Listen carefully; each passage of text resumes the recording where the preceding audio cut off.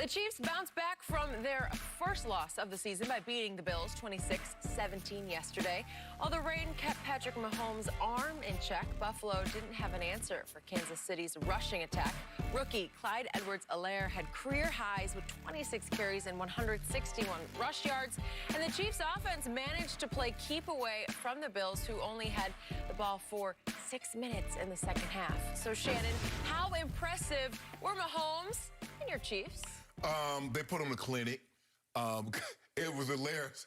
It's taking the Ro Jones approach, Skip. Oh, y'all gonna sign Leonard Fournette? He ain't gonna get no carries. Y'all sign Le'Veon Bell? He ain't gonna get no carries. That's true. I'm gonna make sure y'all remember that you took me in the first round and I can run the football. They ran the football with conviction. 37 minutes time of possession. That's what they own. And as Jenny mentioned in the read, is that Pat Mahomes was Patrick. Mom doesn't want you to call him Pat. My homeboy was 21 of 26, 225, and 2 touchdowns. Well, he didn't have to do a whole lot as far as throwing the football because they were running the football so effectively. But on third down, Skip, they were 9 of 14 on third down, 1 for 1 on fourth down. And you see what Mahomes can do with his legs, Skip. There were some plays that, you know, they're only up 6.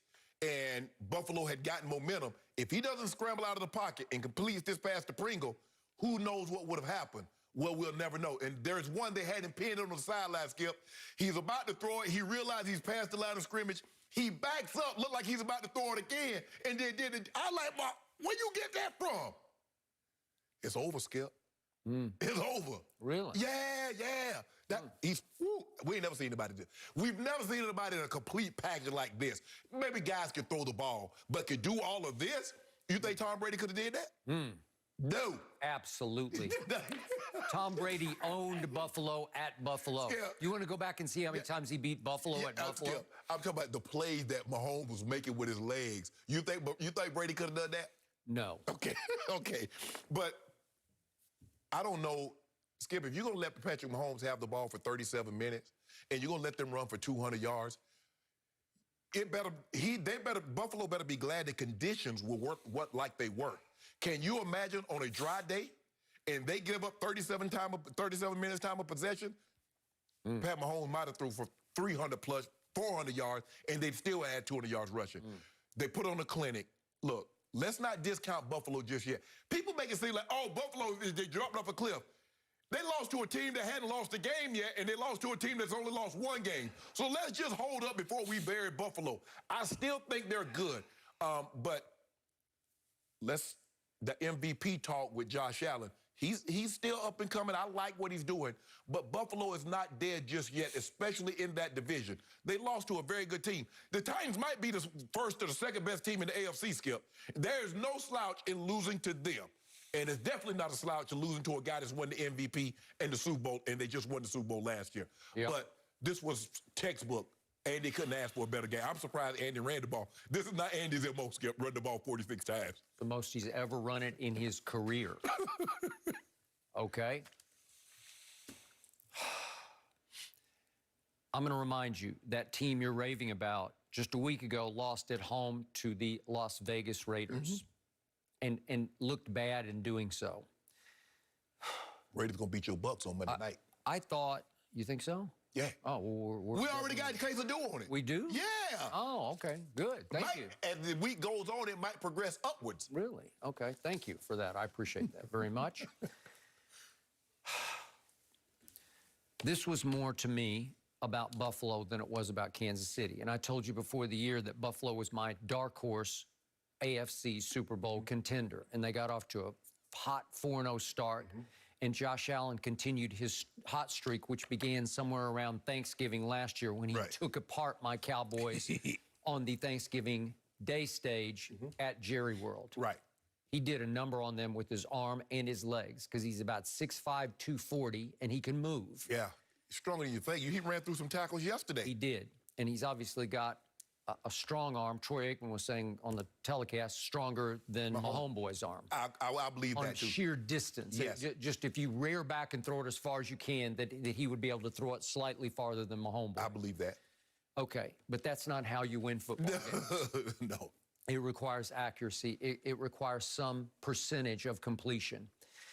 And for the first 4 games, Josh Allen was, by his standards, on fire at 71%. In the last 2, he's fallen off to 59%. Maybe he's reverting to the mean or the norm. Maybe that's who he really is. Right. Troy was critical of him on the broadcast, and Terry Bradshaw at halftime was really critical of him. They just say that's who he is. In the end, he's not an accurate thrower. Right. It's kind of hard to be accurate, Skip, when you have that big of an arm. There have been very few guys that have that kind of arm strength. I would agree. Because it requires touch. Yeah. Because he has who does he have? With a Cole Beasley. Has Cole Beasley coming on a shallow cross. All it requires is a little touch, and you got to first. He's going to turn and he just missed him. throws. I agree. 2 best quarterbacks ever, Brady, Montana. Just slightly above average velocity, but deadly accurate. Correct. And it's eminently catchable. Right. It's sweetly catchable. It just begs you to catch it. Okay, so who's the real Josh Allen? Well, they went to Tennessee, and they were riding high, and they thought they had Tennessee right where they wanted the Titans because they had not been able to practice for 2 weeks. Right. And all the money was coming in heavy on Buffalo, and they go out, and they hung in for a little while, and then the sky fell on them. Yes. And they lost 42-16, and I don't think they quite got over it going into last night's game, even though it was at home. Because Josh Allen, I know the weather was inclement. It was chilly and rainy and drizzly, and the football stayed wet. But Skip, that's why they took him. He's a big kid that has a big arm that can throw in those elements. He played in Wyoming. I don't know if anybody's ever been to Wyoming, but the conditions get pretty harsh in Wyoming. They do. And yet, he got off to a horrendous start. Yes. And he kept Kansas City afloat because Kansas City wasn't doing much either. No.